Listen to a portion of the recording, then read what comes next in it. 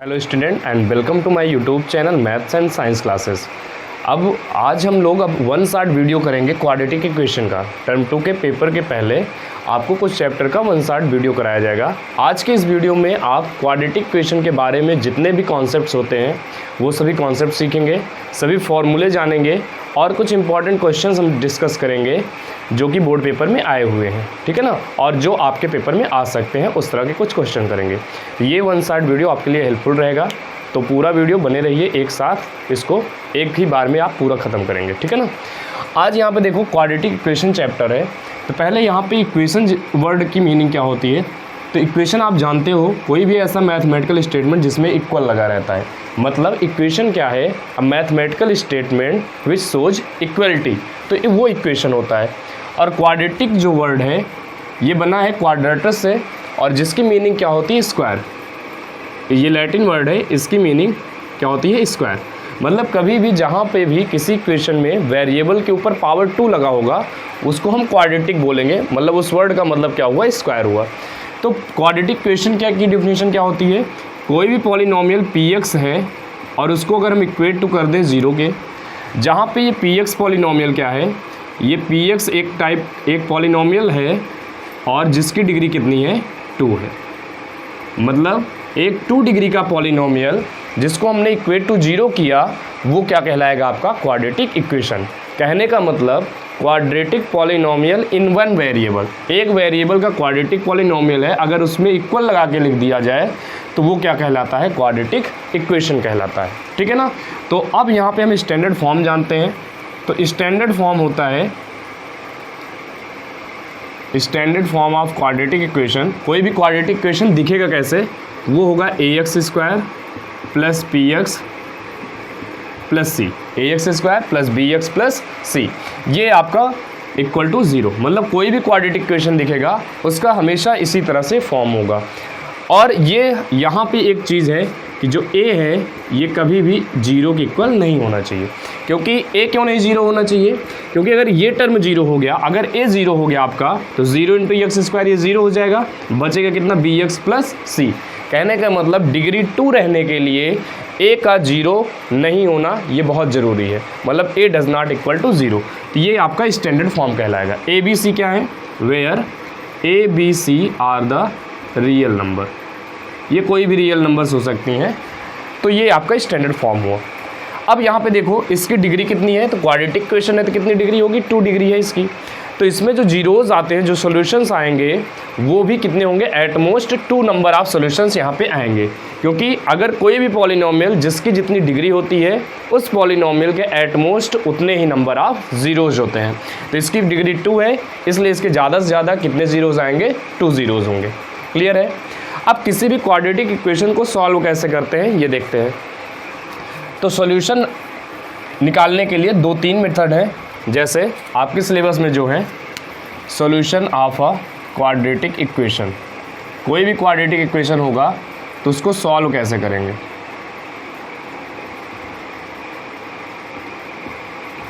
तो first method है factorisation, by factorisation. Second method जो है वो है बाय यूजिंग क्वाड्रेटिक फार्मूला, ये आपका सेकेंड मेथड होगा। और थर्ड मेथड जो कि सिलेबस में नहीं है तो उसको भी डिस्कस करने का कोई मतलब नहीं है, कंप्लीटिंग स्क्वायर मेथड, ठीक है ना। तो वो एक मेथड और भी होती है, लेकिन इस बार आपके सिलेबस में नहीं है तो उसको रहने देते हैं। तो 2 ही मेथड है सॉल्यूशन क्वाड्रेटिक इक्वेशन का निकालने के लिए, एक फैक्टराइजेशन, आप 9th में भी सीखे हो फैक्टराइज करके क्वाड्रेटिक का, और दूसरा क्या है, क्वाड्रेटिक फार्मूला। तो देखो फैक्टराइजेशन तो बहुत ही आसान है, जानते हो। एक क्वेश्चन ले लेते हैं, जैसे अगर एक इक्वेशन है x square minus 5x plus 6 equal to 0, ये एक क्वाड्रेटिक इक्वेशन है। अब अगर कहा जाए कि इसके जीरोस फाइंड करो या रूट्स फाइंड करो तो क्या करोगे, तो फैक्टराइजेशन मेथड क्या होता है, सम करने पे यहाँ पे ये नंबर आए और प्रोडक्ट करने पे 6 और यहाँ का कोफिशिएंट कितना है 1, मतलब 6 आना चाहिए प्रोडक्ट करने पे और सम करने पे क्या आना चाहिए -5। ऐसे 2 नंबर जिनका सम -5 हो लेकिन उनको इनटू कर दिया जाए तो कितना आ जाए +6। तो देखो क्या होगा, -5x को लिख सकते हो आप -3x -2x। क्यों? क्योंकि -3 और -2x का सम -5x हो जाएगा, और यहाँ पे इंटू करोगे तो -3 और -2 का सम इंटू करने पे +6 हो जाएगा, और ये +6 = 0। तो फैक्टराइजेशन क्या होता है, स्प्लिटिंग द मिडिल टर्म को, मिडिल टर्म जो है, जो bx वाला टर्म है, जो बीच वाला टर्म है, इसको स्प्लिट कर देंगे 2 टर्म में और उसके बाद कॉमन ले लेंगे। तो ये फैक्टराइजेशन का मेथड है। अब यहाँ पे देखो कॉमन क्या है, तो इन दोनों में x कॉमन है, तो बच्चा क्या है x -3। यहाँ पे देखो तो -2 कॉमन है। -2 क्यों? प्लस में भी माइनस होता है। प्लस का मतलब क्या होता है? प्लस का मतलब माइनस इंटू माइनस, मतलब प्लस में भी माइनस प्रेजेंट होता है। तो यहाँ से भी हम माइनस कॉमन ले सकते हैं, और यहाँ पे माइनस है, और माइनस के अलावा क्या कॉमन है, तो 2 भी कॉमन है, तो -2 कॉमन ले लेंगे। तो यहाँ से x बचा। अब देखो प्लस का मतलब 2 बार माइनस था, एक माइनस कॉमन है, तो बचा 1 माइनस, 2 3 = 6 = 0। तो यहाँ पे अब पूरे इक्वेशन से क्या कॉमन है, x -3, उसके बाद सेकंड ब्रैकेट में x -2 = 0। तो x की वैल्यू या तो 3 होगी और या तो x की वैल्यू 2 होगी। मतलब यहाँ से 2 जीरोज़ आए हैं, जो x की वैल्यू आई है वो क्या हो जाएगी, 3 और 2।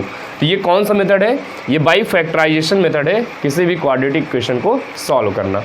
अब आगे बढ़ते हैं क्वाड्रेटिक फॉर्मूले पे, तो इसको नोट कर लीजिए। आगे देखो अब क्वाड्रेटिक फॉर्मूला, तो बाई यूजिंग क्वाड्रेटिक फॉर्मूला, अब कोई भी अगर इक्वेशन है क्वाड्रेटिक का, तो उसका फॉर्म होगा ax² + bx + c = 0, यही होगा। अब अगर क्वाड्रेटिक फॉर्मूले से डायरेक्ट आपको x की वैल्यू निकालनी है, तो x = होता क्या है, -b ± √b² - 4ac अपान में 2a। ये फॉर्मूला होता है x की वैल्यू फाइंड करने के लिए।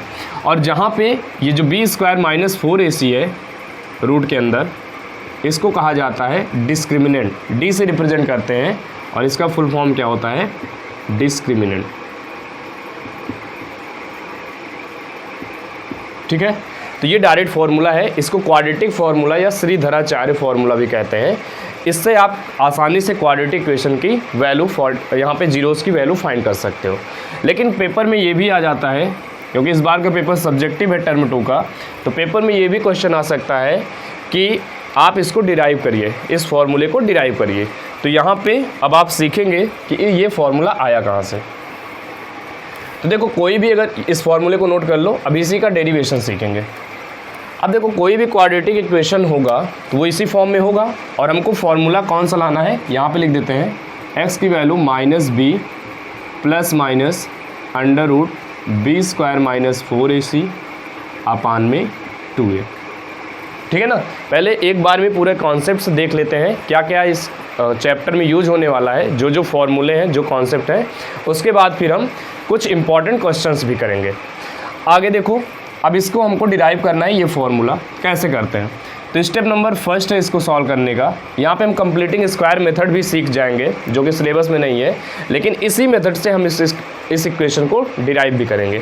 तो क्या है मेथड, सबसे पहले स्टेप में आपको कांस्टेंट टर्म को दूसरे साइड में ट्रांसफ़र करना है। तो ये c इधर है, इधर आ जाएगा, कितना हो जाएगा, -c। कांस्टेंट टर्म को दूसरी साइड ले गए।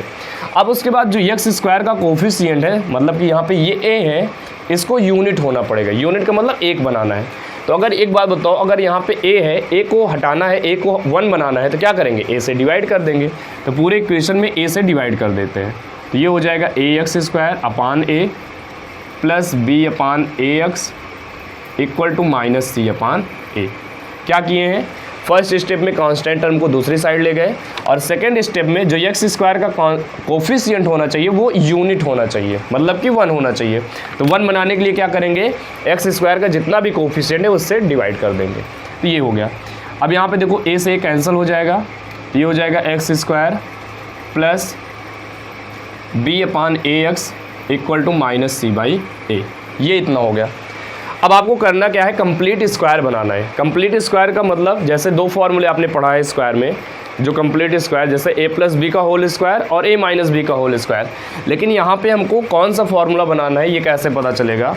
तो देखो, अगर यहाँ पे प्लस लगा रहे, कभी x के कोफिशिएंट में प्लस है, तो आप हमेशा समझना कि a + b का होल स्क्वायर लगेगा, और अगर यहाँ माइनस है तो इसका मतलब a - b का होल स्क्वायर होगा। लेकिन यहाँ पे तो 2 ही टर्म होते हैं, और फॉर्मूले में क्या आता है ए स्क्वायर प्लस 2ab प्लस बी स्क्वायर। तो कैसे बनाओगे, देखो ध्यान से देखना, x का जो कोफिशिएंट रहे, कभी भी जो x का कोफिशिएंट है, मतलब कोफिशिएंट कितना है b/a, x के कोफिशिएंट का हाफ कर लेंगे, तो हाफ करने पे कितना आ जाएगा b/2a। x के कोफिशिएंट का जो हाफ आए इसी के स्क्वायर को दोनों साइड ऐड करना है। फिर से सुनो, कंप्लीट स्क्वायर बनाने के लिए x के कोफिशिएंट का हाफ ले लेंगे, तो b/a का हाफ कितना हो गया 1/2b/a, मतलब b/2a, और जो हाफ आए उसी का स्क्वायर दोनों साइड ऐड कर देंगे इस इक्वेशन में। तो यहाँ पे b/a का हाफ हुआ b/2a और उसका स्क्वायर बना b/2a का होल स्क्वायर। तो यही अब हम दोनों साइड ऐड कर देंगे, तो ये हो जाएगा x square plus b/ax plus b/2a का होल स्क्वायर। इस साइड भी ऐड कर दिया इतना, तो इधर भी ऐड करेंगे क्योंकि इक्वेशन है ना, बैलेंस होना चाहिए। तो -c/a, जितना इधर ऐड किए हैं उतना ही इधर ऐड कर देंगे, तो b/2a का होल स्क्वायर, ये इतना हो गया। अब अगर देखें तो ये फॉर्मूला बन गया। अब देखो यहाँ पे सब में प्लस है ना, तो a प्लस b का होल स्क्वायर, मतलब a की जगह पे x है और b की जगह पे क्या है b/2a, ये बन गया a प्लस b का होल स्क्वायर। आप फॉर्मूला लगाओगे a स्क्वायर ये आ जाएगा, 2ab करोगे ये आएगा, और b स्क्वायर b/2a का होल स्क्वायर, तो ये बन गया a प्लस b का होल स्क्वायर। इक्वल टू इधर सॉल्व करते हैं तो -c/a प्लस b का स्क्वायर हुआ b स्क्वायर और 2a का स्क्वायर हुआ 4a स्क्वायर। अब अगर यहाँ पे एलसीएम ले लो तो 4a स्क्वायर और a का एलसीएम तो 4a स्क्वायर हो गया। मल्टीप्लाई करोगे तो यहाँ पे a से डिवाइड होगा तो 4a बचेगा, 4a से इंटू होगा तो माइनस का 4ac प्लस यहाँ पे b स्क्वायर हो जाएगा। ठीक है ना, एलसीएम लेके सॉल्व कर लिए। अब एक बात बताओ, यहाँ पे कितना हो जाएगा x plus b/2a whole square, और ये क्या है -4ac प्लस b स्क्वायर। अगर प्लस वाले को पहले लिखें तो क्या हो जाता है b स्क्वायर -4ac अपान में 4 स्क्वायर। यहाँ तक कोई प्रॉब्लम नहीं है, आगे बढ़ते हैं। अब अगर स्क्वायर हटेगा तो क्या करेंगे, इस दोनों साइड का रूट ले लेंगे, मतलब यहाँ से स्क्वायर हटेंगे तो रूट आएगा। तो आगे देखो, तो यहाँ पे स्क्वायर हटा रहे हैं तो ये कितना हो जाएगा, यही फॉर्मूला लाना है आपको, x plus b/2a equal to, ये स्क्वायर हटा यहाँ से तो इस साइड रूट आ जाएगा। और आपको पता है कि जैसे x स्क्वायर इक्वल टू अगर 4 है तो x की वैल्यू क्या होती है ±√4, क्योंकि यहाँ से वैल्यू आ जाएगी 2 ±2, +2 का भी स्क्वायर 4 होता है और -2 का भी स्क्वायर करेंगे तो क्या होगा 4 होगा, इसलिए प्लस माइनस ज़रूरी है। तो वैसे यहाँ पे भी स्क्वायर हटा तो यहाँ पे क्या आ जाएगा प्लस माइनस, और b स्क्वायर -4ac का रूट लेंगे तो रूट लग के b स्क्वायर -4ac अपान में 4a स्क्वायर का स्क्वायर रूट लेंगे, देखो 4 का स्क्वायर रूट 2 होगा और a स्क्वायर का रूट क्या होगा a होगा, तो ये इतना आ गया। क्लियर है, दोनों साइड के स्क्वायर रूट ले लिए, तो इस साइड प्लस माइनस जैसे यहाँ पे होता है, और इसका रूट ले लेंगे तो रूट b स्क्वायर -4ac, और इसका स्क्वायर रूट ले लेंगे तो कितना हो जाएगा 2a। अब आगे देखो, हमको x की वैल्यू फाइंड करनी है, तो यहाँ से x इक्वल टू ये b/2a है प्लस में, इधर आएगा तो क्या हो जाएगा -b/2a, और ये plus minus root b square -4ac upon में 2a। नेक्स्ट स्टेप में देखो, डिनोमिनेटर सेम है तो एलसीएम यही हो जाएगा 2a माइनस b, फिर क्या है plus minus √b square -4ac। यही आपका फॉर्मूला है, जिसको कौन सा फॉर्मूला कहते हैं, क्वाड्रेटिक फार्मूला या श्रीधराचार्य फार्मूला। तो कभी भी अगर क्वेश्चन फैक्टराइजेशन से नहीं हो रहा है और आपको जीरोस फाइंड करना है तो यहाँ पे क्वाड्रेटिक फार्मूला का यूज करके आप इजीली फाइंड कर सकते हैं जीरोस किसी क्वाड्रेटिक इक्वेशन के। ये बात क्लियर है, तो अब इसको नोट कर लीजिए इतना। अब आगे चलते हैं, नेक्स्ट जो टॉपिक है वो है आपका नेचर ऑफ रूट्स, कि क्वाड्रेटिक इक्वेशन में जो रूट्स आएंगे, जो आंसर आएंगे, उसका नेचर क्या होता है। ठीक है ना, तो ये क्वाड्रेटिक फार्मूला रहने देते हैं, बाकी सारी चीज़ें आप नोट कर लो। तो नेक्स्ट जो टॉपिक है, और यही लास्ट टॉपिक होगा इस चैप्टर का, उसके बाद क्वेश्चंस करेंगे। क्या है, नेचर ऑफ रूट्स। मतलब जो क्वाड्रेटिक इक्वेशन के रूट्स आएंगे उनका नेचर क्या होगा। तो सारा कुछ डिपेंड करता है रूट के अंदर वाली वैल्यू पे। अगर रूट के अंदर वाली वैल्यू 0 है, 0 से ज़्यादा है या 0 से कम है तो 3 अलग अलग केसेस बनेंगे। तो मतलब सब कुछ डिपेंड करता है नेचर ऑफ रूट्स किस पे, b² - 4ac पे, जो यहाँ पे रूट के अंदर है। और b² - 4ac को ही क्या बताते थे, डिस्क्रिमिनेंट, यही बताया गया था अभी। b² - 4ac को क्या कहते हैं, डिस्क्रिमिनेंट कहते हैं, d से रिप्रेजेंट करते हैं। मतलब यही d डिसाइड करेगा कि नेचर ऑफ रूट्स क्या होगा। तो इसमें 3 केसेस होंगे। केस नंबर फर्स्ट, जब कभी व्हेन d = 0, मतलब आपने b² - 4ac कैलकुलेट किया किसी भी इक्वेशन का और उसकी वैल्यू कितनी आ गई, 0। तो इस केस में जो रूट्स होंगे वो रियल होंगे और क्या होंगे, इक्वल होंगे।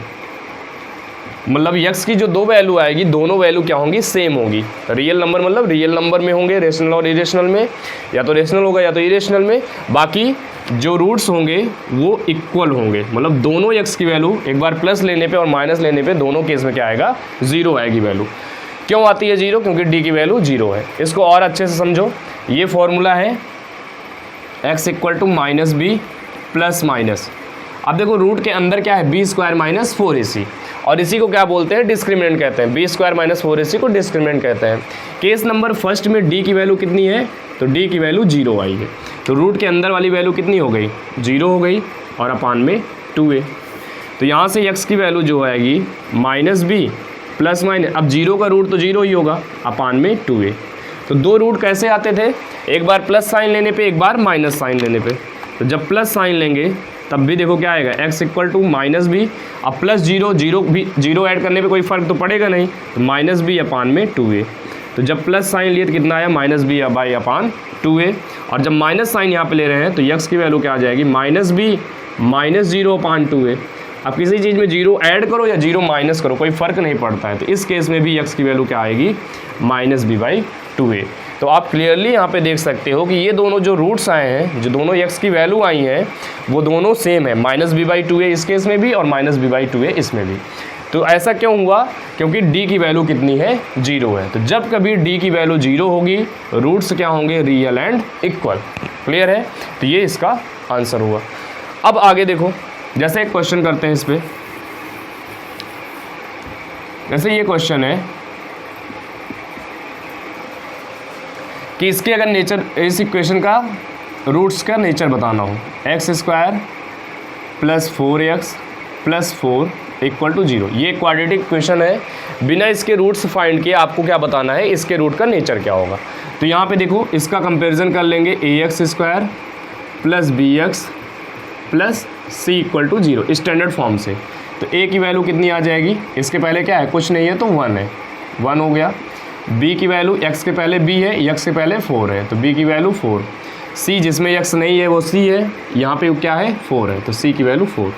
अब डिस्क्रिमिनेंट निकाल लेते हैं डायरेक्ट नेचर बताने के लिए। तो d = b² - 4ac। तो b² कितना है, 4 का स्क्वायर 16 -4, a की वैल्यू 1, c की value 4।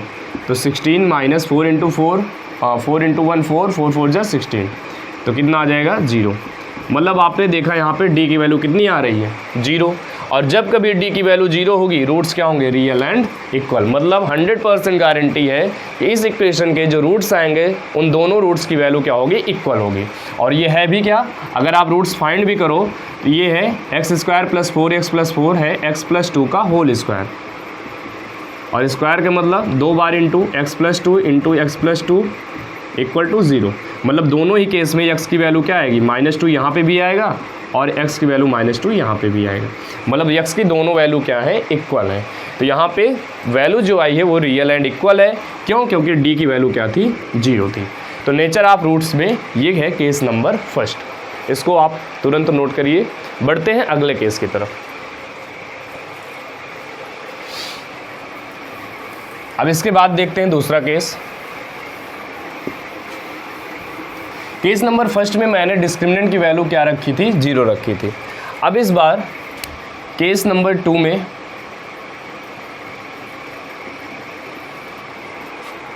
When D is greater than zero, मतलब डी की वैल्यू जीरो नहीं आ रही है, जीरो से बड़ा नंबर आ रहा है। कहने का मतलब जब आप B square minus 4ac calculate करोगे तो इसकी वैल्यू क्या आनी चाहिए, पॉजिटिव कोई नंबर होना चाहिए। तो इस केस में क्या होगा, जो रूट्स होंगे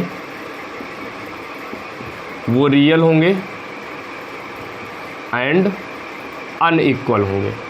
अनइक्वल का मतलब अलग अलग।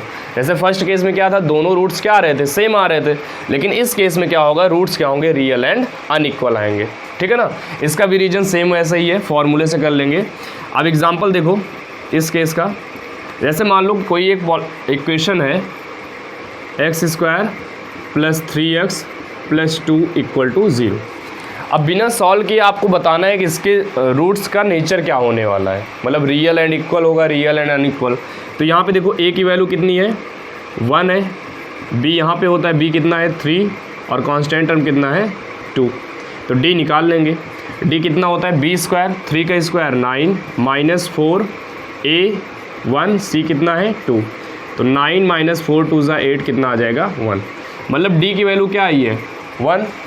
तो d की वैल्यू 1 आई है और 1 क्या है, 1 ग्रेटर दैन 0 होता है। और जब कभी d की वैल्यू ग्रेटर दैन 0 हो गई, इसका मतलब वैल्यू पॉजिटिव आ रही है, 1 पॉजिटिव नंबर है। तो इसका मतलब क्या हुआ कि इसके जो दोनों रूट्स आएंगे वो रियल नंबर तो होंगे, लेकिन क्या होंगे, अनइक्वल होंगे, दोनों अलग अलग होंगे। कहने का मतलब डिस्टिंक्ट रूट मिलेंगे। ठीक है ना, अलग अलग दोनों आंसर आएंगे। जैसे आप यहाँ पे सॉल्व करके भी चेक कर सकते हो, x square plus 3x plus 2 था इक्वल टू 0। तो यहाँ पे अगर आप इसको सॉल्व करोगे फैक्टराइजेशन से तो 2 और 1 3 होता है और 2 1 ज़ा 2, तो 2x plus x plus 2 equal to 0। तो x कॉमन ले लेंगे तो x प्लस 2 और यहाँ पे कुछ नहीं कॉमन तो 1 कॉमन, तो x प्लस 2 इक्वल टू 0। तो यहाँ से पूरे में से कॉमन हो जाएगा x plus 2 x plus 1 equal to 0। तो आइदर x इक्वल टू -2 और x इक्वल टू -1। तो आप यहाँ से देख सकते हो कि इस इक्वेशन के जो रूट्स आए हैं वो -2 और -1 है, मतलब दोनों रियल नंबर तो हैं लेकिन क्या है, अनइक्वल है, दोनों अलग अलग है। -1 अलग नंबर होता है, -2 अलग नंबर होता है। लेकिन केस नंबर 1 में जब मैंने किया था तो जो x की वैल्यू आ रही थी, दोनों क्या आ रही थी, सेम आ रही थी। तो वो क्यों हुआ था, क्योंकि d की वैल्यू 0 थी। तो कभी भी रूट्स रियल एंड इक्वल लिखा रहेगा तो हमेशा d की वैल्यू 0 रखेंगे, और अगर लिखा है कि d ग्रेटर दैन 0, अगर रियल एंड अनइक्वल रूट्स लाना है तो क्या करेंगे, d निकालेंगे और d की वैल्यू कितनी आनी चाहिए, पॉजिटिव में आनी चाहिए, तभी क्या होंगे, रूट्स रियल एंड अनइक्वल होंगे। ठीक है ना। ये इतना हो गया सेकंड केस। अब लास्ट केस देखते हैं। देखो मैंने d की वैल्यू 0 रखा, पॉजिटिव ले लिया। अब इस बार क्या रखेंगे, d की वैल्यू निगेटिव। तो लास्ट केस है when d is less than 0, मतलब 0 से कम। 0 से कम क्या होता है, निगेटिव नंबर। तो b स्क्वायर माइनस 4ac की वैल्यू जो आएगी वो किस में होगी, निगेटिव में। तो इसका भी अब इसमें क्या होगा, नेचर रूट्स का। जैसे जब d 0 आया था तो रूट का नेचर क्या था, real and equal. d greater than 0 था तो रूट का नेचर क्या आया था, रियल एंड अनइक्वल। लेकिन जब d लेस दैन 0 हो गया, 0 से भी कम है, निगेटिव नंबर है, तो क्या होगा यहाँ पे, तो रूट्स मिलेंगे ही नहीं, मतलब रियल रूट्स नहीं पॉसिबल होंगे।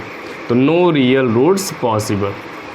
तो अगर d की वैल्यू 0 से कम हो गई तो आप कोई आंसर नहीं निकाल पाओगे रियल नंबर में। ठीक है ना। तो वहीं पे छोड़ देना है क्वेश्चन आपको। कब कब, जब d की वैल्यू क्या आ जाए, 0 हो जाए। ऐसा क्यों होता है, ऐसा इसलिए होता है क्योंकि x equal to -b plus minus root b square minus 4ac होता है और अपान में 2a।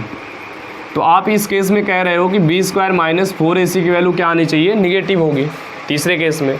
तो अगर रूट के अंदर की वैल्यू क्या आ रही है, कोई एक निगेटिव नंबर आ रही है, लेट्स से आपने b square minus 4ac calculate किया और इसकी वैल्यू निगेटिव में आ रही है, मान लो -5। तो ये कितना हो जाएगा, रूट के अंदर -5 और अपान में 2a। इसका मतलब क्या हुआ कि अब आपको रूट -5 की वैल्यू बतानी है। तो क्या आप बता सकते हो रूट -5, या ऐसे ही ले लो 4 ले लो और भी ज़्यादा सही रहेगा। रूट के अंदर मैंने क्या माना कि b स्क्वायर माइनस 4ac की वैल्यू -4 आ रही थी किसी क्वेश्चन की। तो यहाँ पे रूट के अंदर -4 हो गया। तो क्या ऐसा कोई नंबर बना है जिसका स्क्वायर करने पे निगेटिव हो? भाई जैसे रूट 16 होता है तो रूट 16 की वैल्यू 4 होती है। क्यों? क्योंकि 4 का स्क्वायर करने पे ये आ जाता है। वैसे ही रूट के अंदर -4 है, तो क्या कोई ऐसा नंबर है रियल नंबर जिसका स्क्वायर करें तो क्या है? निगेटिव में आए। तो कोई भी नंबर होगा वो या तो प्लस का साइन होगा उसमें या तो माइनस का साइन होगा, और अगर प्लस का भी स्क्वायर करेंगे तो प्लस में ही रहेगा, और माइनस का भी स्क्वायर करते हैं तो क्या हो जाता है? प्लस हो जाता है। मतलब ऐसा कोई रियल नंबर है ही नहीं जिसका स्क्वायर क्या हो? निगेटिव नंबर हो। इसलिए क्या होते हैं? ये इमेजिनरी नंबर हो जाता है, रियल नंबर नहीं होता है। इमेजिनरी मतलब रूट के अंदर अगर निगेटिव नंबर आ जाए तो क्या हो जाएगा? Imaginary number. और ये रियल और इमेजिनरी मिलके क्या बना देंगे? कॉम्प्लेक्स नंबर, जो आपके सिलेबस से भी बाहर हो जाएगा। ठीक है ना? तो जब कभी d की वैल्यू लेस देन 0 आएगी, आपको क्या करना है? उसके रूट्स नहीं फाइंड करने हैं, क्योंकि रूट्स आएंगे ही नहीं। जैसे आप एक एग्जांपल भी देख सकते हो। फॉर एग्जांपल एक इक्वेशन है x² + x + 1 = 0। अब देख, ये है तो क्वाड्रेटिक, लेकिन अगर आपसे पूछा जाए x की वैल्यू क्या है तो सॉल्व करोगे तो सॉल्व होगा? ये नहीं हो पाएगा। क्यों नहीं होगा? क्योंकि अगर फैक्टराइजेशन से करोगे, देखो यहाँ पे इसके पहले 1 है और यहाँ पे 1 लाना है, तो ऐसे कोई दो नंबर जिनका सम भी 1 हो और प्रोडक्ट भी 1 हो, तो कोई ऐसा रियल नंबर पॉसिबल ही नहीं है कि सम करने पे भी 1 आए दोनों का और प्रोडक्ट करने पे भी 1 आए। तो ये इस तरह से सॉल्व नहीं हो सकता। अगर मान लो आपने फॉर्मूले से किया तो x = -b, b की वैल्यू 1 है, प्लस माइनस b²। अब b स्क्वायर करोगे तो 1 का स्क्वायर 1, -4 ac, a1 है, c भी 1 है, तो 4 × 1 4 अपान में 2a। तो x = -1 प्लस माइनस रूट -3 अपान में 2। तो आप यहाँ से क्लियरली देख सकते हो कि रूट के अंदर क्या आई वैल्यू? निगेटिव वैल्यू आई, और निगेटिव वैल्यू अगर रूट के अंदर है इसका मतलब वो क्या हो गया? इमेजिनरी हो गया। तो इसीलिए इसके कोई भी रियल आंसर नहीं होंगे। तो नो रियल रूट्स पॉसिबल। ठीक है ना? ये लास्ट केस था आपका। तो अब आप क्वाड्रेटिक इक्वेशन के सारे कॉन्सेप्ट सीख चुके हो जो फॉर्मूले यूज होते हैं। अब बस कुछ क्वेश्चंस होते हुए हैं। अब हम क्वेश्चंस करेंगे और उसके बाद आपका ये चैप्टर कंप्लीट हो जाएगा। अब ये फर्स्ट क्वेश्चन है आपका। इस क्वेश्चन को देखेंगे, यहाँ पे क्या लिखा है? If -5 is the root of the equation 2x² + px - 15 = 0 and the equation, ये भी एक क्वाड्रेटिक इक्वेशन है, px² + x + k = 0 has equal roots, then find k। बहुत ही अच्छा क्वेश्चन है। क्वेश्चन में क्या लिखा है कि -5 जो है ये इस इक्वेशन का रूट है। तो इसका मतलब x की वैल्यू यहाँ पे -5 पुट करने पे इसका आंसर क्या आना चाहिए? 0 आना चाहिए, और इसको सेटिस्फाई करना चाहिए। तो इक्वेशन क्या था? 2x² + px - 15 = 0, और x = -5 क्या है? इसका एक रूट है, तो जहाँ भी x है वहाँ पे -5 रख देते हैं। तो 2x² मतलब -5 का स्क्वायर प्लस px, x की यहाँ पे -5 - 15 = 0। ये हो गया। -5 का स्क्वायर 25, और 25 × 2 = 50, और ये -5p और -15 = 0। अब 50 - 15 हो जाएगा 35 - 5p = 0। इसका मतलब 5p = 35 या p = कितना आ जाएगा? 7। क्योंकि यहाँ पे लिखा था कि -5 इसका एक रूट है, तो मैंने यहाँ पे x की वैल्यू -5 रख दिया, तो p की वैल्यू कितनी आ गई? 7 आ गई। तो आपने p की वैल्यू फाइंड कर ली। अब इक्वेशन देखो, इक्वेशन में जहाँ पे p है वहाँ पे 7 रख देंगे। तो इक्वेशन ये था ना दूसरा वाला, दूसरा इक्वेशन यही था, इसमें p की यहाँ पे क्या रख दे रहे हैं? 7। तो 7 ब्रैकेट में है x² + x और प्लस k = 0। तो p की वैल्यू 7 पुट कर दिया, तो ये इक्वेशन बन गया। अब इसको अगर स्टैंडर्ड फॉर्म में चेंज करें, ax² + bx + c के फॉर्म में, ये 7x² + 7x और प्लस का k = 0। अब ये आपका इक्वेशन है। इसमें देखो a की वैल्यू कितनी है? तो 7 है, b यहाँ पे होता है 7 bx हो गया, और c की वैल्यू कितनी है? तो c = k है। अब इस इक्वेशन के लिए क्या दिया गया है, हैज़ इक्वल रूट्स।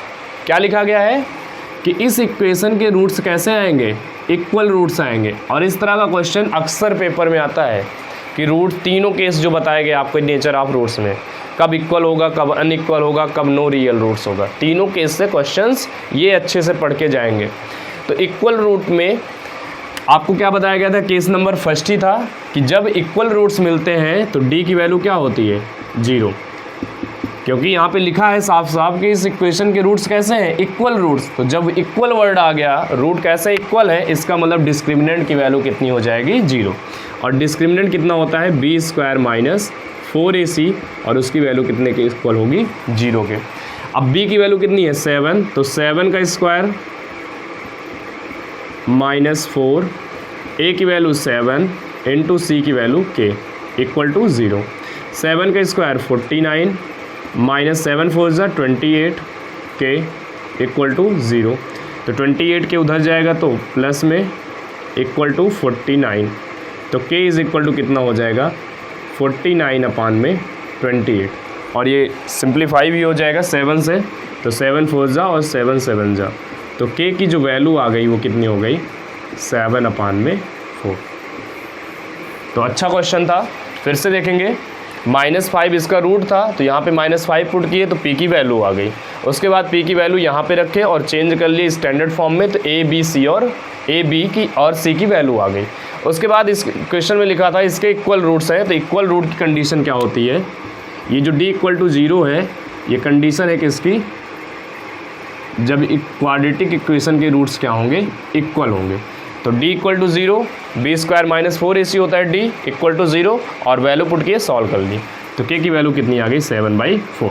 ठीक है ना, तो ये क्वेश्चन नोट कर लेंगे।